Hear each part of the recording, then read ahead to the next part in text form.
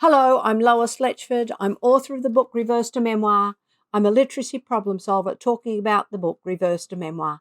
And this is part 6, Reaching the Summit. It's a short chapter, a short part of the book, only a few chapters, where I talk about Nicholas's success. This was the hardest part of the book for me to write, and it took lots of practice, lots of writing, and lots of failure that didn't get into the book to hit the right note of engaging the audience. Because once a child succeeds, or once the character succeeds in the book, it's harder to keep the audience engaged. And that's what I wanted to do. So the first part of the book is the failure and success in the classroom of one teacher who thought Nicholas should not be there, and that was a real experience with real consequences. And also the success with the science teacher, Emma Lovering, who went beyond Nicholas's disability to see his strength, and she said, "I like the way you think."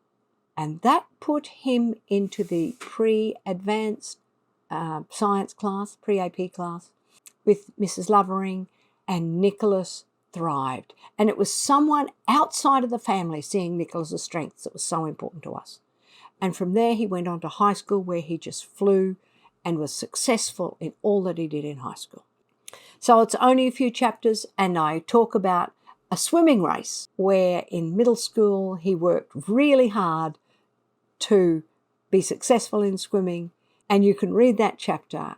And then from there, in 2000, Tasmania, Hobart, Tasmania, where Nicholas took up his place. His father had a job as head of department, and Nicholas went there as a student of engineering. And because the departments are small, engineering and mathematics had to work together. And here's another bonus. In Australia, there are no 2 common years. So you're directly working with your strength. So for 5.5 years, Nicholas did pure mathematics and pure, that's all, and gained from it.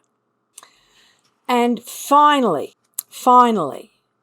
the fun part happens, and the final chapter of the book is called Welcome, and it's chapter 44. And the best thing to do for me is simply to read it to you. It's January 2013, and the quote comes from Anne Sullivan, the teacher of Helen Keller. "Yes, I am proud and very humble too." On January 4th, 2013, Nicholas takes a scheduled flight from Australia to London. At immigration, he opens his passport to show his student visa. The entry date, January 5th, 2013, stamped on the page. He retrieves his one piece of luggage before catching the bus to Oxford. Our old friends, Helen and Colin, greet him and help him through those first few jet-lagged days of settling into a new city. Nicholas is back in the town where he first discovered learning was exciting, where the names of Cook, Columbus, and Ptolemy became significant, and where he asked questions I could not answer. His first job is to officially enroll in his college. Under umbrellas to ward off the misty Oxford drizzle, Helen and Colin walk in single file down St Aldate's, then alongside the high walls of Christchurch. Nicholas looks around, his face grinning and blonde hair damp. He holds his head high. Nicholas almost bumps into Colin, failing to notice this group had stopped. As if on cue, the number 34 bus, destination Abingdon, pulls into its stopping place. "Are you ready to get on the bus?" Helen turns to ask Nicholas. Nicholas frowns for just one moment before his eyebrows twitch with recognition and amusement. "Ah," he says, acknowledging the significance. "This is where we caught the bus to Abingdon when I was a kid." He chuckles of all the memory before all three turn to the stone arch of Tom Tower. Guarded by a granite-faced porter dressed in bowler hat and black suit, the little group prepares to enter into sacred territory. Colin and Helen shake and fold their umbrellas. Nicholas waits. "You remember the dining hall is on the right, and you can see the cathedral tower in the centre," Colin points out as all three look through the arch into the grounds. "The tourist entrance is on the meadow side of the college," the porter says gruffly, resembling a gargoyle. Nicholas shuffles his feet, unsure of what to do. He scratches his trimmed beard, moving forward. He greets the porter. Helen and Colin watch and wait. "I'm a new student here. My name is Nicholas Letchford. Ah, my apologies. The porter enters the lodge. Nicholas takes off his backpack, pulls out a manila folder and hands it over. The gatekeeper touches his hat, opens the file and checks the details. You are enrolled to do a doctorate in the Department of Mathematics. Is that right? Yes, Nicholas says, standing tall and confident. He is at the right place. I see you are on a scholarship from one of our biggest companies. Is that correct?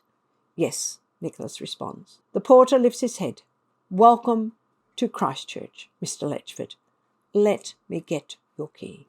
And so it begins. Nicholas and I began this adventure together.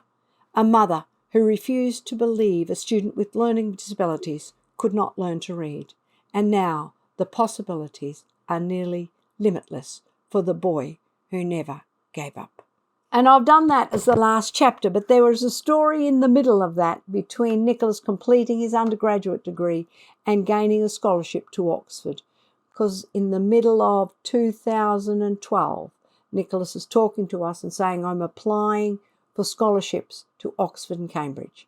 The Oxford scholarship came up first, he applied, and he had an interview.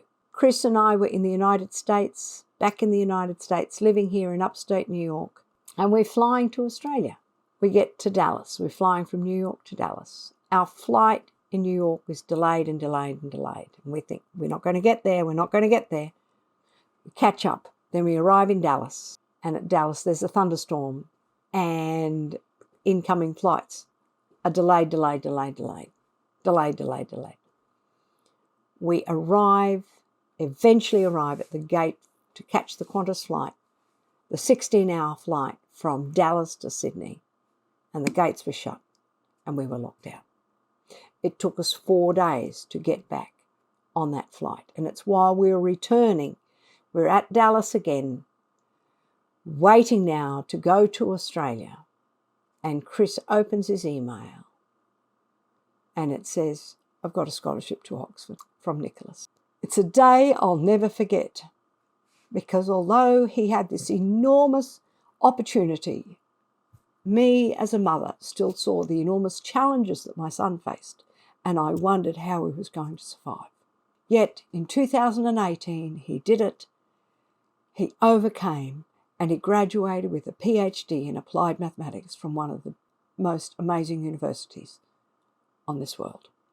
So, when children struggle with reading, let's look at our mindset. Let's think wider than the problem and know that we simply have to teach children to read. And that's my goal in writing this book.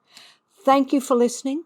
I hope you grab a copy. Please write a review, share it with others so that we can continue to promote when children struggle with literacy. It's our job to change the teaching so that they can learn to read.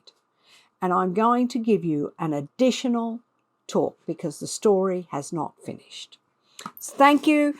Hit like, hit subscribe, and share this with others to promote. We must teach children to read.